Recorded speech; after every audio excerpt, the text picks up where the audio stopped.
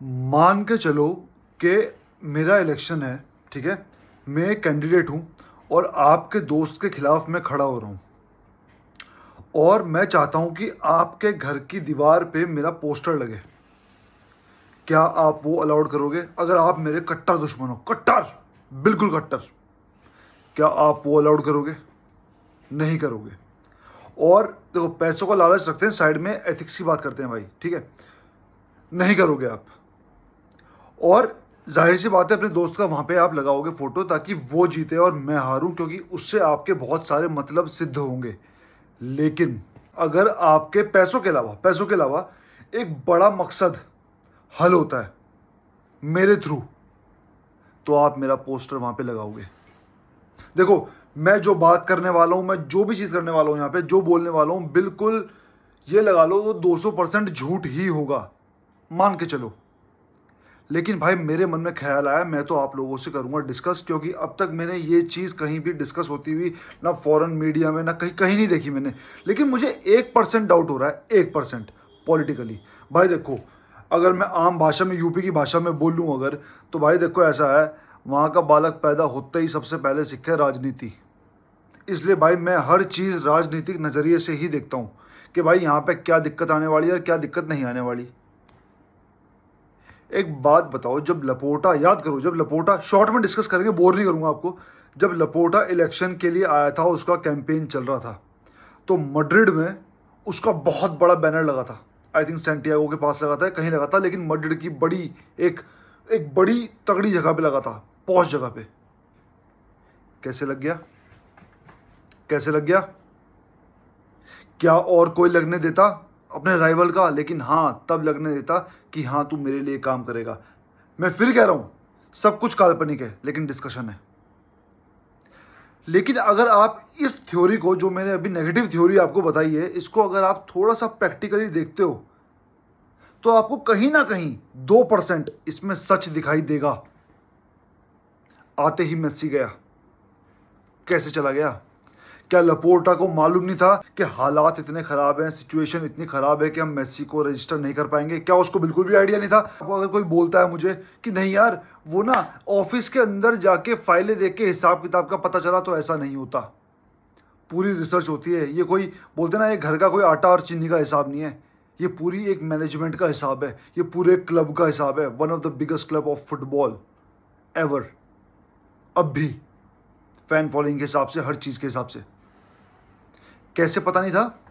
Messi के statue को हक कर रहा है। कभी देखा आपने किसी प्रेसिडेंट को कि मेस्सी का, मतलब कि किसी का स्टैचू हक कर रहा है, या कोई ऐसे फुद्दू काम कर रहा है एक्टर वाले? कभी देखा आपने? कभी आपने पेरिस के बारे में सुना ये हरकतें? नहीं सुनी होगी।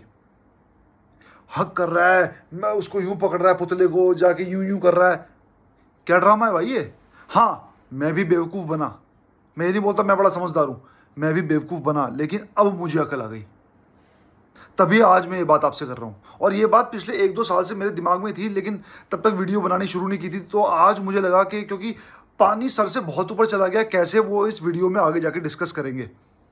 मेस्सी गया, फिर इसने बोला वेजेस अब भी हाई हैं, वेजेस अब भी हाई हैं। अरे वेजेस अगर अब भी हाई हैं, तो यानी कि मेस्सी के होते हुए तो और हाई थी। वो कैसे खेल गया? वो कैसे खेल गया फिर? यानी कि वेज स्ट्रक्चर जो अभी है, जो लपोर्टा कहता है कि अब बहुत बेटर हो गया, तो तब तो ये और खराब होगा। जब मेस्सी की वेजेस थी ह्यूज, तब टीम कैसे खेल गई सारी? फिर इसने बोला मेस्सी चला गया, पीके की ज्यादा है, आल्बा की ज्यादा है, बुस्केट्स की ज्यादा है। वो भी चला गया, वो भी चला गया, वो भी चला गया। अब पीके ने भी आई थिंक एक बार ये बात बोली थी कि यार ये लोग हमें प्रॉब्लम बताते थे कि भाई ये जो वेटरन्स हैं, ये प्रॉब्लम है, इनकी वेजेस प्रॉब्लम है, अब तो हम भी चले गए, अब क्या इशू है? आई थिंक पीके ने ये कहा था 1-2 साल पहले। वो भी चले गए, फिर क्या इशू है? जिन लोगों को बार्टेमू ने कॉन्ट्रैक्ट दिए थे बड़े बड़े, वो सब चले गए। उसके बाद जो कॉन्ट्रैक्ट्स आए वो तूने दिए, अब भी वेजेस हाई कैसे हैं? जब वो जा चुकी तो ये कैसे आए हैं? मान के चलो भाई, आपके घर का हिसाब है, आपके घर में 2,000 रुपये किलो का आटा आता है, मान के चलते हैं, और आपका बजट बिगड़ गया, आपने वो आटा 450 रुपये प्रति किलो कर दिया। कुछ तो फर्क पड़ेगा, कुछ तो होगा। हाँ भाई, ऐसे नहीं, ऐसे। अब ये चीज़ सही हो रही है, अब ये 2 रुपये बच रहे हैं, अब हम ज़्यादा एक्स्ट्रा चीज़ में इन्वेस्ट कर सकते हैं, इसमें या जूतों में या कपड़ों में, कहीं भी। 1200 का रिचार्ज टीवी का हम 1400 करा सकते हैं, क्योंकि आटे के पैसे बच गए। यही होता है ना भाई, चीज़ें तो यही होती है ना, ऐसी घूमती है ना लाइफ में। अब मान के चलते हैं इस विंडो में, इस ट्रांसफर विंडो में कुछ भी नहीं होता, ना ऑल्मो आता, कुछ भी ना होता, एज इट इज जो टीम थी वही स्क्वाड तब रहता। समझ रहे हो? जो स्क्वाड पिछले सीजन था वो अब भी अगर रहता और नई साइनिंग ये कोई भी लेके ना आते, तो यानी कि वेज स्ट्रक्चर, जो वेज बिल है, वो तो सेम था पुराने सीजन का। देखो टेक्निकलिटी हो सकती है, लेकिन टेक्निकलिटी नहीं, इस टाइम हम बात करेंगे जो वाकई होता है।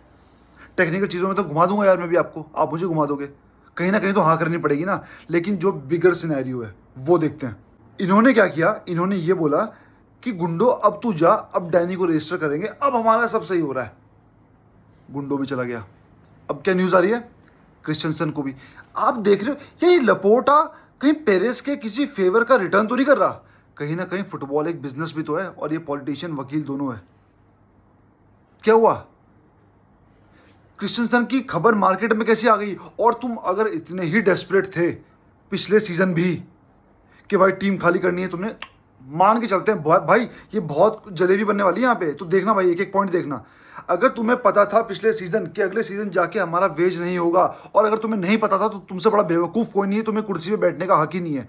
लेकिन अगर तुम्हें पता था, ये मान के चलते हैं कि तुम बहुत समझदार हो, हमें फुद्दू, तो जब एरिक गार्सिया के लिए ऑफर आया था 15 या 20 मिलियन का, तब क्यों नहीं बेचा उसको? अब तुम क्रिश्चियनसन को 20, 25 या 30 में बेचने को तैयार हो, लेकिन जब ऑफर आ रहा था 15, 20 का, तब तुमने एरिक गार्सिया क्यों नहीं बेचा? समझ रहे हो भाई? तुम धीरे धीरे हमारे स्ट्रॉन्ग प्लेयर्स निकालते जा रहे हो, और जहां वीक प्लेयर्स निकलने की नौबत आ रही थी, तुमने उनको नहीं निकलने दिया। क्यों हुआ ऐसा? कोई पीछे एजेंडा है? कोई पीछे किसी फेवरिज्म जो हुआ है उसका कोई रिटर्न हो रहा है? भाई थियोरेटिकल बात कर रहा हूं, लेकिन कर रहा हूं। कुछ हो रहा है? आपको लग रहा है ऐसा? आपको महसूस हो रहा है ऐसा? सोच के बताना मुझे भाई, मुझे सोच के बताना। हर क्रिएटर की खबर कहीं ना कहीं से आती है, तो सारी खबर मैच नहीं करती, लेकिन 98% खबर मैच करती है। तो कोई कहीं का बता रहा है, कोई कहीं का बता रहा है। मेरे पास जो एक खबर आई, जो उड़ती उड़ती आई, कि फर्मिन लोपेज को भी सोच रहे हैं बेचने के लिए। भले ही ये 99% या 100% झूठी है, लेकिन अगर ये खबर सच हो जाती है, या ये खबर सिर्फ मार्केट में चलती है, तो जो हालात हमारे अभी हैं, क्या आपको शक नहीं है कि उसको भी निकाल सकते हैं? खिलाओगे किसे? खिलाओगे किसे? और मान के चलते हैं कि आपने ये खबर नहीं उड़वाई मार्केट में, ठीक है, और मार्केट में आपको लेके वैसे भी बहुत नेगेटिविटी है, तो आपकी मैनेजमेंट को सीधा आना चाहिए था बाहर, और ये कहना चाहिए, चाहे वो क्रिश्चियनसन है, चाहे वो फर्मिन लोपेज है, कि भाई ये सब झूठ है, ये सब झूठ है, ऐसी कोई खबर नहीं है, हम नहीं बेचने वाले। लेकिन आपकी मैनेजमेंट से कोई मीडिया में भी नहीं आता। कहाँ है ट्रांसपेरेंसी? और हमने शुरू से कहा, जो भाई लोग मेरी वीडियो हमेशा से देख रहे हैं, उन्होंने हमेशा ये सुना होगा, मैं एक बात कहता हूँ कि अगर तुम्हारे बस की नहीं है, तुम मत खरीदो, तुम ट्रांसफर मार्केट में चुप बैठ जाओ। क्योंकि मैंने लाइफ में एक चीज़ सीखी है, कोई चीज़ अगर फेवर में नहीं जा रही, या तो चुप बैठ जाओ। इससे क्या होगा, बेइज्जती कम होगी, क्योंकि अगर तुम हाथ पैर ज़्यादा मारोगे तो लड़ाइयाँ होंगी, बेइज्जती ज़्यादा होगी, और सुकून कम होगा। तो शांत बैठ जाओ या सो जाओ, चीज़ें उसके बाद अच्छी होने की संभावना होती है। तुम शांत क्यों नहीं बैठे? तुम हर दिन रूमर क्यों लेके आते हो? हर दिन यार, एज अ बारसा फैन सच बताना, एक दिन भी ऐसा गया जहां पे एक स्टूपिड रूमर आपने ना सुना हो, या फिर राफेल लियाओ के आने का या किसी के जाने का? आप समझे मेरा पॉइंट? घूम फिर के सारी बातें ये कहना चाहता हूं। कल की वीडियो में हम जो डिस्कस करेंगे वो ये करेंगे कि इस ट्रांसफर विंडो ने, या पिछली कई ट्रांसफर विंडो ने, जिसमें इस विंडो का हाथ सबसे ज्यादा रहा है, कैसे उसने बारसा की इमेज को हैम्पर किया है, और कैसे प्लेयर यहाँ पे आने से कतरा रहे हैं। क्यों? क्योंकि एक प्लेयर की क्लब से क्या एक्सपेक्टेशन होती है, ये हम कल डिस्कस करेंगे।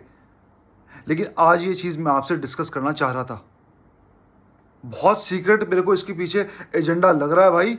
और ये मत सोचना कि केसा आ जाएगा तो हम चुप बैठ जाएंगे, नहीं बैठेंगे, सवाल उठते रहेंगे, और तुम्हारे पिछवाड़े पे लात मार के हम निकालेंगे। क्यों?